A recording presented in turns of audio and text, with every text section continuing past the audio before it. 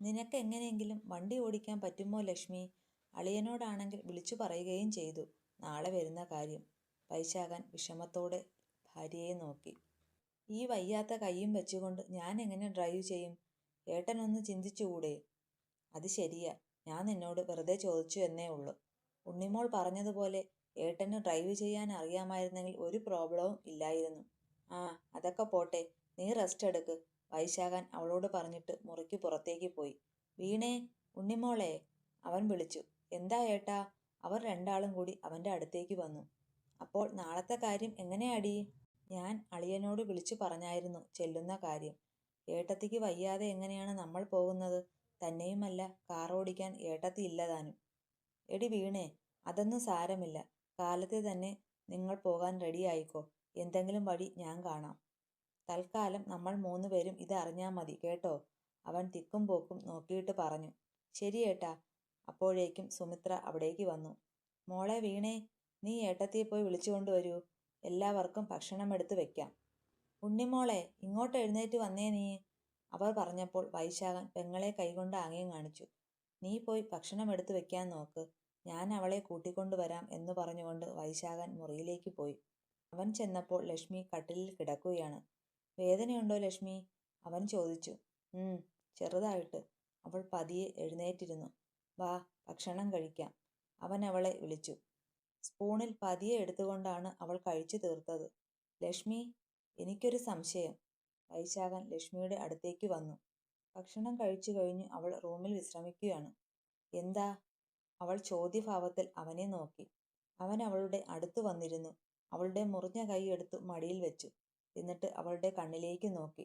ലക്ഷ്മി, നാളികേരം പൊതിച്ചപ്പോൾ നിന്റെ വലത് കൈയിൽ എങ്ങനെയാണ് ഈ മുറിവുണ്ടായത്? സാധാരണയായി ഇടതു കൈയിലല്ലേ മുറിവുണ്ടാകേണ്ടത്? അവൻ്റെ കണ്ണുകളെ നേരിടാനാവാതെ അവൾ മുഖം കുനിച്ചു. എനിക്കറിയില്ല എങ്ങനെ സംഭവിച്ചുവെന്ന്. പക്ഷേ അവളുടെ കണ്ണുകളിൽ നിന്ന് അവനത് വായിച്ചെടുത്തു. വിജിയെ കാണാനായി നമ്മൾക്ക് ഒരുമിച്ച് പോകാം, എന്നിട്ട് ഒരു ദിവസം വീട്ടിലും സ്റ്റേ ചെയ്യാം എന്നാണ് ആദ്യം ലക്ഷ്മി വൈശാഖനോട് പറഞ്ഞത്. പക്ഷേ താൻ അത് സമ്മതിച്ചില്ല. സഹോദരിമാരുമായി പോയിട്ട് വരാം എന്ന് അവളോട് താൻ പറഞ്ഞതും അവളുടെ മുഖം വാടിയതും എല്ലാം അവൻ അപ്പോൾ ഓർത്തെടുത്തു. ഞാൻ കിടക്കാൻ പോവുകയാണ്, ഗുഡ് നൈറ്റ്. വൈശാഖൻ നോക്കിയപ്പോൾ ലക്ഷ്മി കണ്ണുകൾ അടച്ചു. താൻ വിചാരിച്ചതിനേക്കാൾ കൂടിയ വിഷമാണ് ഇവൾ. ഇവളെ മാറ്റിയെടുക്കുക അത്ര എളുപ്പമല്ല, അവൻ ഓർത്തു. രാവിലെ ലക്ഷ്മി ഉണർന്നപ്പോൾ വൈശാഖ് എഴുന്നേറ്റ് ഇരിപ്പുണ്ടായിരുന്നു. ഇപ്പോൾ എങ്ങനെയുണ്ട് ലക്ഷ്മി? ആശ്വാസമുണ്ടോ? അവൻ അവളോട് ചോദിച്ചു. നല്ല വേദനയുണ്ട്, വല്ലാത്ത നീറ്റലും, അവൾ പിറുപിറുത്തു. നാളെ ആകുമ്പോഴേക്കും കുറയുമോ? നാളെയല്ലേ തൻ്റെ വീട്ടിൽ നിന്നും എല്ലാവരും വരുന്നത്. മാറുമായിരിക്കും അപ്പോഴേക്കും. അവൾ കട്ടിലിൽ നിന്ന് എഴുന്നേറ്റു. ലക്ഷ്മി അടുക്കളയിൽ ചെന്നപ്പോൾ സുമിത്ര തിരക്കിട്ട് പണിയിലായിരുന്നു. ശേഖരൻ പാടത്തേക്ക് പോയിരുന്നു. ഉണ്ണിമോൾ സ്പീഡിൽ മുറ്റമടിക്കുകയാണ്. വീണയെ അവിടെയൊന്നും അവൾ കണ്ടില്ല. അയ്യോ, മോൾ ഉണർന്നോ? എങ്ങനെയുണ്ട് മോളെ, കുറവുണ്ടോ? സുമിത്ര അവളുടെ കൈത്തണ്ടയിൽ പിടിച്ചു. കുറവുണ്ടമ്മേ, കുഴപ്പമൊന്നുമില്ല. 2 ദിവസത്തിനുള്ളിൽ എല്ലാം ഭേദമാവും. തിങ്കളാഴ്ച മുതൽ എനിക്ക് കോളേജിൽ പോയി തുടങ്ങണം. ലക്ഷ്മിയാണെങ്കിൽ സുമിത്ര കൊടുത്ത ചായ എടുത്തു പതിയെ കുടിച്ചു. അപ്പോഴേക്കും വീണ അവിടേക്ക് വന്നു. അവൾ കുളിയൊക്കെ കഴിഞ്ഞിരുന്നു. നീ എന്താ ഇത്ര കാലത്തേ കുളിച്ചത്? ഇന്നാണെങ്കിൽ ക്ലാസ്സും ഇല്ലല്ലോ. സുമിത്ര മകളെ ചുഴിഞ്ഞു നോക്കി. ഞാൻ വെറുതെ കുളിച്ചതാ അമ്മേ. കൈ എങ്ങനെയുണ്ട് ഏട്ടത്തി? അവൾ ലക്ഷ്മിയോട് ചോദിച്ചു. കുറവുണ്ട്. വീണേ, നീ കുളി കഴിഞ്ഞോ? ഉണ്ണിമോൾ എവിടെ? അവൾ ഇതുവരെ റെഡിയായില്ലേ? ഏട്ടാ, ഒരു 10 മിനിറ്റ്, ഉണ്ണിമോൾ വൈശാഖിൻ്റെ അടുത്തേക്ക് ഓടി വന്നുകൊണ്ട് പറഞ്ഞു. നിങ്ങളെല്ലാവരും കൂടി എവിടെ പോവുകയാടാ? സുമിത്ര മകനെ നോക്കി. ലക്ഷ്മി, നീ വരുന്നുണ്ടോ ഞങ്ങളുടെ കൂടെ? ഞങ്ങൾ വിജിയുടെ അടുത്ത് പോവുകയാണ്. അവൻ ഭാര്യയെ നോക്കി. അവളുടെ മുഖം പെട്ടെന്ന് ഇരുണ്ടു. ഞാൻ ഇന്ന് വരുന്നില്ല, മറ്റൊരു ദിവസം നമുക്ക് പോകാം. ഓക്കെ, അതാണ് നല്ലത്. നീ ഇന്ന് റെസ്റ്റ് എടുക്ക്. ഞങ്ങൾ പോയിട്ട് ഉച്ചയാകുമ്പോഴേക്കും തിരിച്ചു വരും. ലക്ഷ്മി അവൻ പറയുന്നതൊന്നും കേട്ടതായി പോലും നടിച്ചില്ല. ലക്ഷ്മി മോളും കൂടെ ആയിട്ട് പോയാൽ പോരേ മോനെ? അത് മതിയായിരുന്നു അമ്മേ. പക്ഷേ ഞാൻ അവിടെ വിളിച്ചു പറഞ്ഞായിരുന്നു ഇന്ന് ചെല്ലുമെന്ന്. അളിയൻ എന്തൊക്കെയോ സ്പെഷ്യലൊക്കെ മേടിച്ചു. പിന്നെ എങ്ങനെയാണ് മറുത്തു പറയുന്നത്? ഉണ്ണിമോളെ, നിങ്ങൾ രണ്ടാളും വേഗം റെഡിയാകുക, എന്നിട്ട് കാപ്പി കുടിച്ചിട്ട് നമുക്ക് ഇറങ്ങാം. വൈശാഖൻ മുറിയിലേക്ക് പോയി. ഡ്രസ്സ് മാറിയിട്ട് അവൻ വേഗം ഇറങ്ങി വന്നു. ലക്ഷ്മിയുടെ മുഖം കടന്നൽ കുത്തിയതുപോലെയാണ്. എന്നാലും അവനെ ഒരു പാഠം പഠിപ്പിക്കണം എന്നവൾക്ക് തോന്നി. ഏട്ടാ, പോകാൻ റെഡിയായോ? നീ വരുന്നില്ലല്ലോ അല്ലേ? ഞങ്ങൾ പോയിട്ട് പെട്ടെന്ന് വരാം. പതിയെ വന്നാൽ മതി. എന്താ ഇത്ര ധൃതി?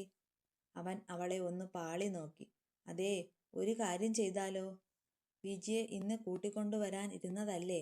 ഇതാ വണ്ടിയുടെ ചാവി. ആരെങ്കിലും അറിയുന്നവർ ഉണ്ടെങ്കിൽ അവരെ കൂട്ടിക്കൊണ്ടു പോകും. എന്നിട്ട് വിജിയെ കൊണ്ടുവാ. പറഞ്ഞതുപോലെ അത് നേരായിരുന്നല്ലോ. ഏട്ടൻ വിഷ്ണു ഏട്ടനോട് ചോദിച്ചു നോക്കിക്കേ. പുള്ളിക്ക് വണ്ടി ഓടിക്കാൻ അറിയാവുന്നതല്ലേ? വീണ പറഞ്ഞു. നീ ബോഡി മിണ്ടാതെ. നമ്മൾ എന്നും കാറിലാണോ പോയിരിക്കുന്നത്? വിജിക്ക് ഇങ്ങോട്ട് വരണം എന്ന് നല്ല ആഗ്രഹമുണ്ടായിരുന്നു മോനെ. അതുകൊണ്ടാണ് വീണ അങ്ങനെ പറഞ്ഞത്. മാത്രമല്ല, നാളെ ഗോപന് വരാൻ സാധിച്ചില്ലെങ്കിൽ അവൾക്ക് അടുക്കള കാണൽ ചടങ്ങിൽ പങ്കെടുക്കാൻ കഴിയില്ല. ആ, എന്തേലും ചെയ്യാം, നോക്കട്ടെ എന്ന് പറഞ്ഞുകൊണ്ട് വൈശാഖൻ കീ മേടിച്ചു പോക്കറ്റിലേക്കിട്ടു. അവൻ കാറിൽ പോകാൻ സമ്മതിക്കുകയില്ല എന്നാണ് ലക്ഷ്മി കരുതിയത്. ഒട്ടും പ്രതീക്ഷിക്കാതെ അവൻ ചാവി മേടിച്ചപ്പോൾ അവൾക്ക് വീണ്ടും ദേഷ്യമായി. അങ്ങനെ വീണയും ഉണ്ണിമോളും വൈശാഖനും കൂടി പോകാൻ റെഡിയായി മുറ്റത്തേക്കിറങ്ങി. അമ്മേ, ഞാനൊരു കാര്യം ചെയ്യാം. വിഷ്ണുവിൻ്റെ വീട് വരെ ഞാൻ ഈ കാർ ഓടിക്കാം. എന്നിട്ട് വിഷ്ണുവിനെ കൂട്ടി പോകാം. അതല്ലേ നല്ലത്? നിനക്കതിന് വണ്ടി ഓടിക്കാൻ അറിയാമോ മോനെ? വേണ്ട വേണ്ട, പുതിയ കാറാണ്, നീ ഓടിക്കണ്ട. സുമിത്ര മകനെ വിലക്കി. ഞാൻ കാർ ഡ്രൈവ് ചെയ്താൽ കുഴപ്പമുണ്ടോ ലക്ഷ്മി? എന്ത് കുഴപ്പം? എനിക്ക് സന്തോഷമേ ഉള്ളൂ. ഏട്ടൻ ധൈര്യമായിട്ട് ഓടിക്കും. എങ്കിൽ ശരി, ഞങ്ങൾ പോയിട്ട് പെട്ടെന്ന് വരാം. വൈശാഖൻ ഡ്രൈവിംഗ് സീറ്റിലേക്ക് കയറി. അയ്യോ വല്യേട്ടാ, ഞങ്ങൾക്ക് പേടിയാണ്. വീണയും ഉണ്ണിമോളും പിന്മാറി. നിങ്ങൾ വരുന്നുണ്ടെങ്കിൽ കയറ്. വിഷ്ണു ആ വളവിൽ നിൽപ്പുണ്ട്. അവൻ വഴിയിലേക്ക് വിരൽ ചൂണ്ടി. ഒടുവിൽ മനസ്സില്ലാ മനസ്സോടെ വീണയും ഉണ്ണിമോളും അവൻ്റെ ഒപ്പം വണ്ടിയിൽ കയറി. അവൻ കാർ റിവേഴ്സ് എടുത്തപ്പോൾ തന്നെ ലക്ഷ്മിക്ക് മനസ്സിലായി ഇവൻ എക്സ്പെർട്ട് ഡ്രൈവറാണെന്ന്. ലക്ഷ്മിയോടും അമ്മയോടും യാത്ര പറഞ്ഞിട്ട് അവർ മൂവരും വിജിയുടെ വീട്ടിലേക്ക് പോയി. താൻ വീണ്ടും തോറ്റുപോയ പോലെ ലക്ഷ്മിക്ക് തോന്നി. നാളെ അച്ഛൻ്റെയും അമ്മയുടെയും കൂടെ വീട്ടിലേക്ക് പോകുന്നു. മറ്റന്നാൾ മുതൽ അവിടെ നിന്ന് താൻ കോളേജിൽ പോകും. വൈശാഖൻ പറയുന്നത് കേട്ടുകൊണ്ട് ഇങ്ങനെ ഒരു അടിമയായി ജീവിക്കാൻ തനിക്ക് സാധ്യമല്ല എന്നവൾ തീർച്ചപ്പെടുത്തി. അടുത്ത ദിവസം അടുക്കള കാണൽ ചടങ്ങായതിനാൽ നാരായണനും ഭാര്യ ദേവയും കൂടി മേലേടത്ത് വീട്ടിലേക്ക് വന്നിരുന്നു. നാരായണൻ മുറുക്കി തുപ്പുന്നത് കണ്ടിട്ട് ലക്ഷ്മിക്ക് അത്ര പിടിച്ചില്ല. ദേവകി അവളോട് മിണ്ടാനൊക്കെ വരുന്നുണ്ടെങ്കിലും അവൾ അവരോട് ഒരു അകലം പാലിച്ചു നിന്നു. വല്യേട്ടൻ എപ്പോഴാ ഡ്രൈവിംഗ് പഠിച്ചത്? സത്യം പറ. എൻ്റെ ഉണ്ണിമോളെ, നമ്മുടെ ചെറയിലെ കാർത്തിക് ഇല്ലേ, അവൻ കഴിഞ്ഞ വർഷം കാർ എടുക്കുന്നതിന് മുമ്പ് റെന്റിനൊരു വണ്ടി എടുത്തിരുന്നു ഡ്രൈവിംഗ് പഠിക്കാൻ. അപ്പോൾ ഞാനും വിഷ്ണു ഒക്കെ പഠിച്ചതാണ്. ഏട്ടൻ എന്നിട്ടെന്താ ഇതുവരെ വണ്ടി ഓടിക്കാതിരുന്നത്? പാവം ഏട്ടത്തി എന്ത് വിചാരിച്ചു കാണും? എന്ത് വിചാരിക്കാനാ? നീ മിണ്ടാതിരിക്കടി, വീണ അനുജത്തിയോട് കയർത്തു. വീണയ്ക്ക് എന്താടി ഏട്ടത്തിയോട് ഇത്ര വൈരാഗ്യം? ഞാൻ 2 ദിവസമായി ശ്രദ്ധിക്കാൻ തുടങ്ങിയിട്ട്. അതെ അതെ, ഞാനും ഓർത്തതാ. എന്ത്? ഒന്ന് പോ ഏട്ടാ മിണ്ടാതെ. എനിക്കങ്ങനെ ഒന്നുമില്ല. അത് ചുമ്മാ, നീ കാര്യം പറ. ഞാൻ അവളോട് ചോദിക്കാനൊന്നും പോകത്തില്ല. ഒന്നുമില്ല ഏട്ടാ, വെറുതെ നിങ്ങൾ എഴുതാപ്പുറം വായിക്കേണ്ട. നീ പറയുന്നെങ്കിൽ പറ, ഇല്ലെങ്കിൽ വേണ്ട. അതല്ല ഏട്ടാ, ഏട്ടന് ജോലി കിട്ടിയപ്പോൾ ഏട്ടത്തിയും അവരുടെ വീട്ടുകാരും കൂടി അവിടെ പോകാൻ കഴിയില്ലെന്ന് ഏട്ടനോട് പറഞ്ഞില്ലേ? അതെനിക്കിഷ്ടപ്പെട്ടില്ല, അത്രയേ ഉള്ളൂ. അതെന്താ നിനക്ക് ഇഷ്ടപ്പെടാഞ്ഞത്? ഒന്നുമില്ല ഏട്ടാ, അവരുടെ മകളെ കെട്ടിയതല്ലേ ഉള്ളൂ ഏട്ടൻ. അതിന് ഏട്ടൻ്റെ കാര്യങ്ങൾ തീരുമാനിക്കാനുള്ള അവകാശം അവർക്കില്ല, അത്രയേ ഉള്ളൂ. അതറിയാവുന്നത് കൊണ്ടല്ലേടി ഞാൻ ഈ ജോലിക്ക് പോകാൻ തീരുമാനിച്ചത്. ചേച്ചി ഇത് എന്തൊക്കെയായി പറയുന്നത്? ഏട്ടത്തി ഒരു പാവമാ. കാശുള്ള വീട്ടിലെ പെൺകുട്ടി ഒരു സാധാരണ വീട്ടിലേക്ക് വന്നപ്പോൾ ഉണ്ടായ ചെറിയ പ്രശ്നങ്ങൾ ഒക്കെയേ ഉള്ളൂ, അല്ലാതെ ഒന്നുമില്ല. ഏട്ടത്തി ശുദ്ധ പാവമാ. ഏട്ടത്തി ഭയങ്കരിയാണെന്ന് ഞാൻ പറഞ്ഞോ? ഇല്ലാലോ. പിന്നെന്താ? ആ മതി, നിർത്ത്. ആ കാര്യം വിടാം. ഉണ്ണിമോൾ പറഞ്ഞതുപോലെ അവൾ ആള് പാവമാടി വീണേ. പിന്നെ ഇത്തിരി കുറുമ്പ് കൂടുതലുണ്ട്, അത്രയേ ഉള്ളൂ. അതേ ഏട്ടാ, വേറെ കുഴപ്പമൊന്നുമില്ല. ഏട്ടൻ ചോദിച്ചതുകൊണ്ട് ഞാൻ പറഞ്ഞു എന്നേ ഉള്ളൂ. ഏട്ടൻ പതിയെ പതിയെ അത് മാറ്റിയെടുത്താൽ മതി. വിജിയുടെ വീട്ടിൽ ഒരുപാട് സമയം തങ്ങാതെ അവർ വിജിയെയും കൂട്ടി വേഗം തിരിച്ചു പോന്നിരുന്നു. കാരണം വീട്ടിൽ അമ്മ മാത്രമേ ഉള്ളൂ.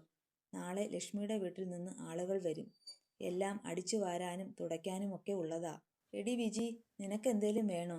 ടൗണിലെത്തിയപ്പോൾ വൈശാഖൻ അവളോട് ചോദിച്ചു. ഓ വേണ്ടടാ, എനിക്കൊന്നും വേണ്ട. ഏട്ടാ, പൈസ ഉണ്ടെങ്കിൽ 2 ചിക്കൻ ബിരിയാണി മേടിക്കാമോ? ഉണ്ണിമോളെ, നീ മേടിക്കും കേട്ടോ, ഏട്ടന് പൈസയൊന്നുമില്ല. നീ മിണ്ടാതിരിക്കടി വീണേ, ഞാൻ നോക്കട്ടെ പൈസ ഉണ്ടോന്ന്. കാർ സൈഡിലൊതുക്കി അവൻ പോക്കറ്റിലേക്ക് നോക്കിയിട്ട് പതിയെ ഡോർ തുറന്നിറങ്ങി. 3 ചിക്കൻ ബിരിയാണി അവൻ മേടിച്ചു. ആ പാഴ്സൽ അവൻ ഉണ്ണിമോളുടെ കയ്യിലേക്ക് കൊടുത്തു. എടാ, ലക്ഷ്മിക്ക് എന്താ ഇഷ്ടമുള്ളത്? ആ കുട്ടി ഇത് കഴിക്കുമോ? അയ്യോ നേരാ ഏട്ടാ, ഏട്ടത്തിക്ക് എന്താ ഇഷ്ടമുള്ളത്? അതും കൂടി മേടിക്ക്. ഏട്ടത്തി ഇത് കഴിക്കുമോ ആവോ? അവൾ കഴിച്ചോളും, അവൾക്കിത് വലിയ ഇഷ്ടമാണ് എന്ന് പറഞ്ഞുകൊണ്ട് വൈശാഖൻ കാർ സ്റ്റാർട്ട് ചെയ്തു. എങ്കിലും അവനറിയില്ലായിരുന്നു അവളുടെ ഇഷ്ടങ്ങൾ എന്തൊക്കെയാണെന്ന്. വീടെത്തിയപ്പോൾ നാരായണമാമയും കുടുംബവും ഒക്കെയുള്ള കാര്യം അറിഞ്ഞത്. വിജിയോട് ഓരോരോ വിശേഷങ്ങളൊക്കെ ചോദിച്ചറിയുകയാണ് ദേവകി. അമ്മേ, ലക്ഷ്മി എവിടെ? വല്ലാത്ത ക്ഷീണം, ഒന്ന് കിടക്കട്ടെ എന്ന് പറഞ്ഞുകൊണ്ട് വിജി അകത്തേക്ക് കയറി. ആ ചേച്ചി എങ്ങനെയുണ്ട് എന്ന് ചോദിച്ചുകൊണ്ട് ലക്ഷ്മി അവർക്കരികിലേക്ക് വന്നു. ലക്ഷ്മി, എന്നാ ഉണ്ട്? വിജി വന്ന് അവളുടെ കയ്യിൽ പിടിച്ചു. ഓ, എന്നാ ഇരിക്കുന്നു ചേച്ചി? കൈക്ക് എങ്ങനെയുണ്ട്? ശോ, കഷ്ടമായല്ലോ. ഇപ്പോൾ കുഴപ്പമില്ല ചേച്ചി. ചേച്ചി പോയി റെസ്റ്റ് എടുക്ക്, പിന്നെ കാണാം. അമ്മേ, 3 ചിക്കൻ ബിരിയാണിയേ ഉള്ളൂ. ഇത്രയും ആളുകളുള്ള കാര്യം ഞാൻ അറിഞ്ഞില്ല. ലക്ഷ്മി അടുക്കളയിലേക്ക് ചെല്ലുമ്പോൾ വൈശാഖനും അമ്മയും കൂടി ചർച്ച ചെയ്യുന്നത് അവൾ കേട്ടു. അമ്മേ, ആ കുട്ടികളൊന്നും കഴിച്ചില്ലല്ലോ. എല്ലാവർക്കും ചോറ് വിളമ്പാം. അപ്പോഴാണ് അവൾ അവിടെ ഇരിക്കുന്ന ബിരിയാണി കണ്ടത്. ഇവൻ 3 ബിരിയാണി മേടിച്ചത് മോളെ. ആ കുട്ടികൾ എല്ലാവരും കൂടി ഇല്ലേ? അത് പറയുകയായിരുന്നു ഞങ്ങൾ. എൻ്റെ അമ്മേ, ഉണ്ണിമോൾ കിടന്ന് പറഞ്ഞതുകൊണ്ടാണ് ഏട്ടൻ മേടിച്ചത്. ശോ, കഷ്ടമായിപ്പോയി, വീണ പറഞ്ഞു. ഞാനിത് കഴിക്കില്ല അമ്മേ, എനിക്കിത് വേണ്ട. നിങ്ങളെല്ലാവരും കൂടി ഷെയർ ചെയ്യ്. ലക്ഷ്മി അവൾക്കുള്ള ചോറും കറികളും ഒരു പാത്രത്തിലേക്ക് വിളമ്പി. എനിക്ക് വേണ്ട, എനിക്കിതിൻ്റെ ടേസ്റ്റൊന്നും പിടിക്കത്തില്ല എന്ന് പറഞ്ഞു സുമിത്ര. അങ്ങനെ ഉള്ളതുകൊണ്ട് ഓണം പോലെ എല്ലാവർക്കും സുമിത്ര ഭക്ഷണം വിളമ്പി. ലക്ഷ്മി തന്നെ മൈൻഡ് പോലും ചെയ്യുന്നില്ല എന്ന് വൈശാഖന് മനസ്സിലായി. അവൻ കൂടുതലൊന്നും അവളോട് സംസാരിക്കാനും തുനിഞ്ഞില്ല. ഉച്ച കഴിഞ്ഞതും എല്ലാവരും ആകെ ബഹളമായിരുന്നു. ശേഖരൻ ബീഫും ചിക്കനും മീനും ഒക്കെയായി കവലയിൽ നിന്ന് വന്നു. പിന്നെ അങ്ങോട്ട് എല്ലാം വൃത്തിയാക്കലും ഉണ്ടാക്കലും ആകെ ബഹളമായിരുന്നു. ലക്ഷ്മിക്ക് കൈവയ്യാണ്ടിരിക്കുന്നതിനാൽ അവൾ ഒന്നിനും കൂടിയില്ല. ഇടയ്ക്ക് വൈശാഖൻ റൂമിലേക്ക് ചെന്നപ്പോൾ അവൾ ആരെയോ ഫോൺ വിളിക്കുന്നുണ്ടായിരുന്നു. അമ്മ, അച്ഛനോട് പറയണം വൈശാഖേട്ടനോട് ചോദിക്കാൻ. എനിക്ക് അങ്ങോട്ട് വരണം പ്ലീസ് അമ്മേ. അവൾ തൻ്റെ വീട്ടിലേക്കാണ് വിളിക്കുന്നത് എന്ന് അവന് മനസ്സിലായി.